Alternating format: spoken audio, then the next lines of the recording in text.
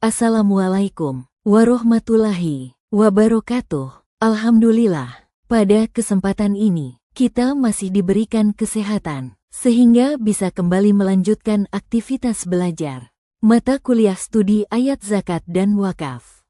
Perkenalkan, saya atas nama Arni Nasirah dari kelompok 10, akan membahas materi mengenai pendekatan ulama terhadap hukum wakaf.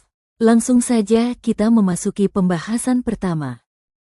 Secara bahasa, wakaf berasal dari kata wakaf, yang berarti radiah, yang berarti terkembalikan, tahbis yang bermakna tertahan, tasbil yang bermakna tertawan, dan almanu yang bermakna mencegah.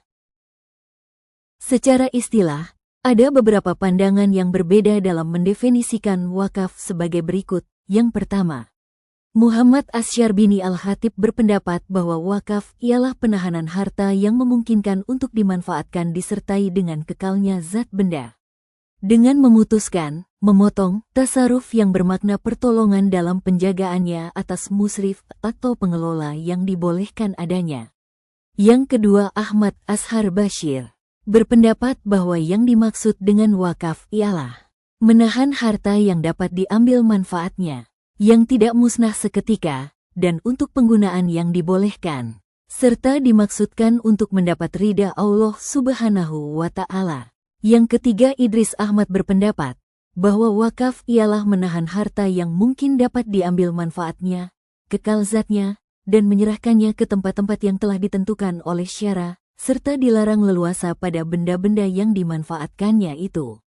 Kemudian yang keempat, Maulana Muhammad Ali MA memberikan pengertian bahwa wakaf berarti penetapan yang bersifat abadi untuk memungut hasil dari barang yang diwakafkan guna kepentingan orang-orang atau yang bersifat keagamaan atau untuk tujuan amal. Yang terakhir, menurut Anwar Haryono, SH wakaf adalah pelepasan hak milik seorang muslim yang hanya manfaat atau hasilnya atau buahnya dipergunakan untuk kepentingan umum.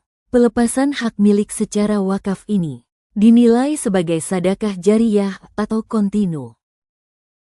Pembahasan selanjutnya mengenai landasan berwakaf dalam Al-Quran. Surah Al-Baqarah, ayat 261, yang akan dibacakan oleh rekan saya. A'udzu billahi minasyaitonir rajim. Bismillahirrahmanirrahim. Mathalul ladzina yunfiquna amwalahum fi sabilillahi kamathali habbatin ambatat sab'a sanabila fi kulli sumbulatin mi'atu habbah.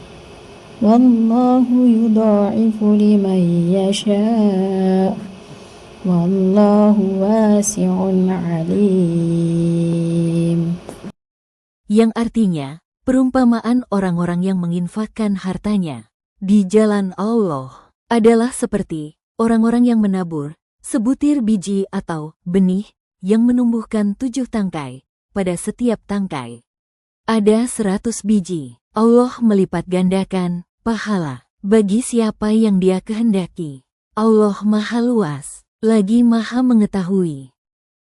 Selanjutnya mengenai tafsir mufradat. 1. Matsal, yang berarti perumpamaan. Kata ini menunjukkan bentuk perbandingan yang digunakan Allah untuk menjelaskan dampak infak. Menurut Al-Raghib Al-Asfahani dalam Al-Mufradat, perumpamaan dalam Al-Quran bertujuan memudahkan pemahaman abstrak melalui gambaran konkret.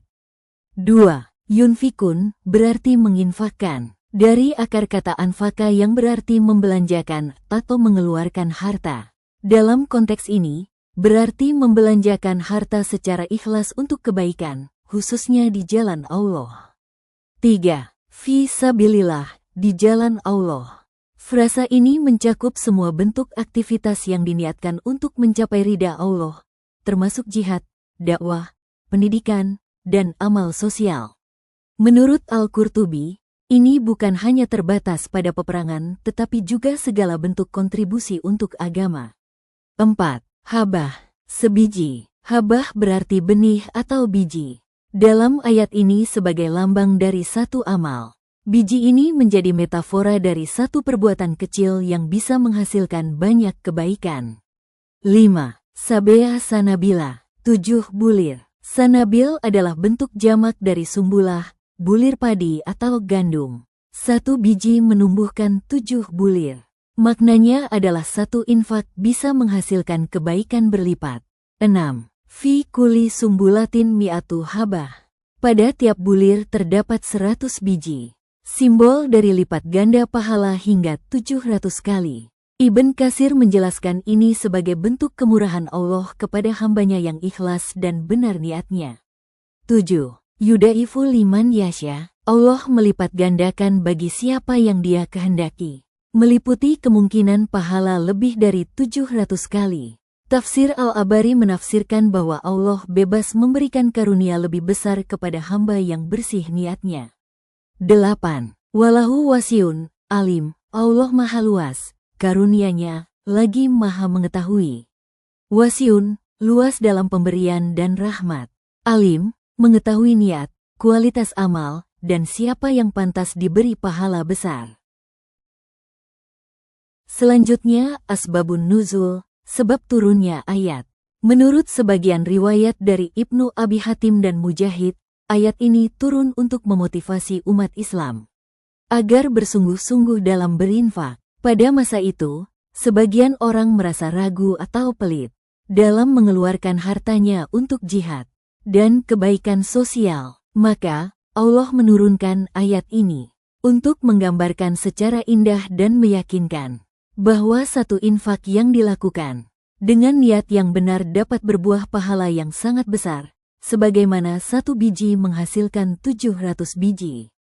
Selain itu, menurut tafsir Al-Qurtubi dan Ibn Katsir, ayat ini juga menjadi penyemangat setelah munculnya perintah zakat dan infak secara umum dalam Islam.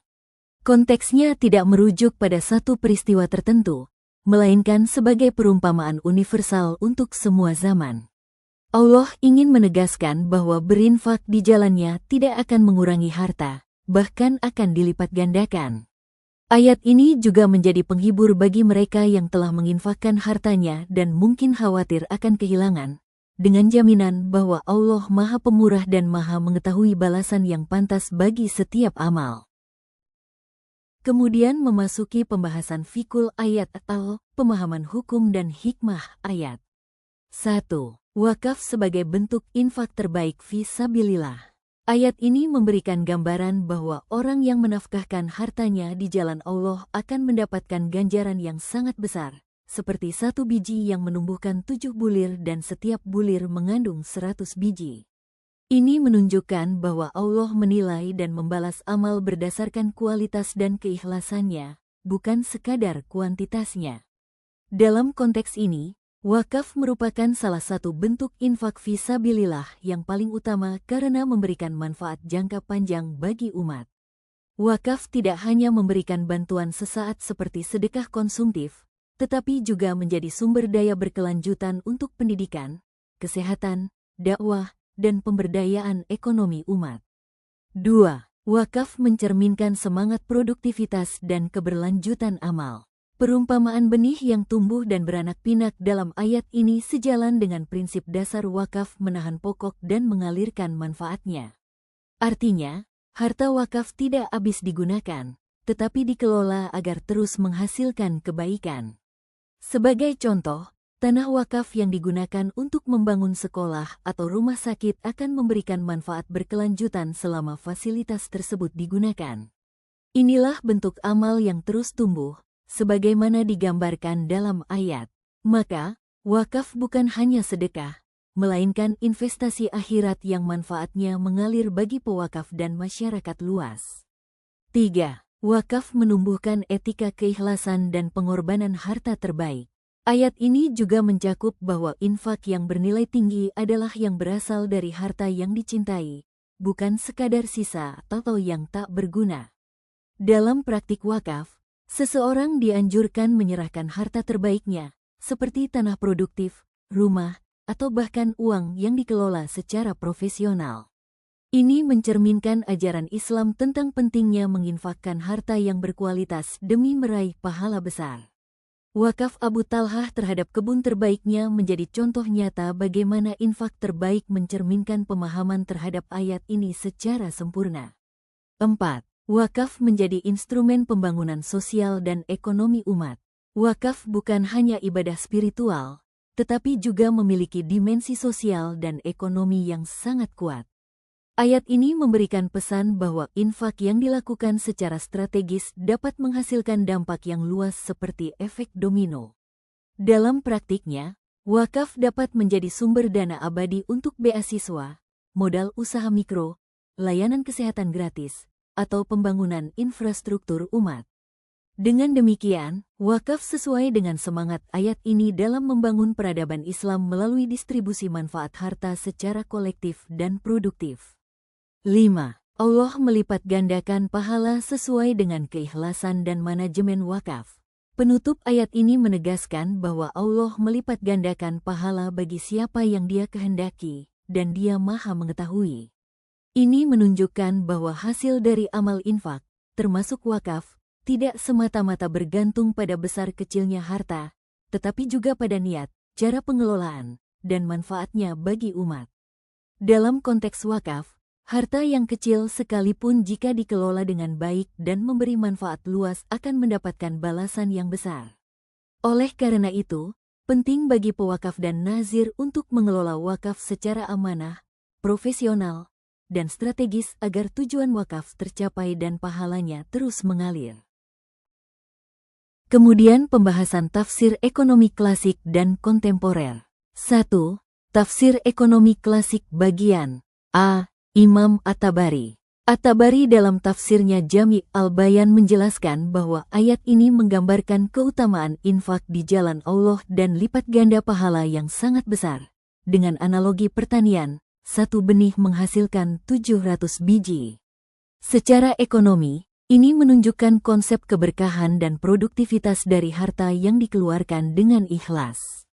Dalam pandangan beliau, infak di jalan Allah memiliki daya pengganda, multiplier effect, terhadap kesejahteraan umat jika dikelola dengan baik dan tepat sasaran. B. Imam Fakhruddin Al-Razi. Al-Razi dalam Mafatih Al-Ghaib mengaitkan ayat ini dengan sifat harta yang dapat bertambah melalui pemanfaatan yang benar. Ia menekankan pentingnya niat dan tujuan pengeluaran harta. Menurutnya, ayat ini tidak hanya membahas pahala, tapi juga memberikan kerangka berpikir tentang distribusi kekayaan dan pengaruh sosial dari infak terhadap tatanan masyarakat yang lebih adil. C. Tafsir Al-Qurtubi. Al-Qurtubi menggarisbawahi aspek moral dan sosial dari infak, termasuk wakaf. Ia menafsirkan ayat ini sebagai bentuk ajaran agar umat Islam tidak hanya menyimpan kekayaan, tetapi juga mengalirkannya kepada yang membutuhkan.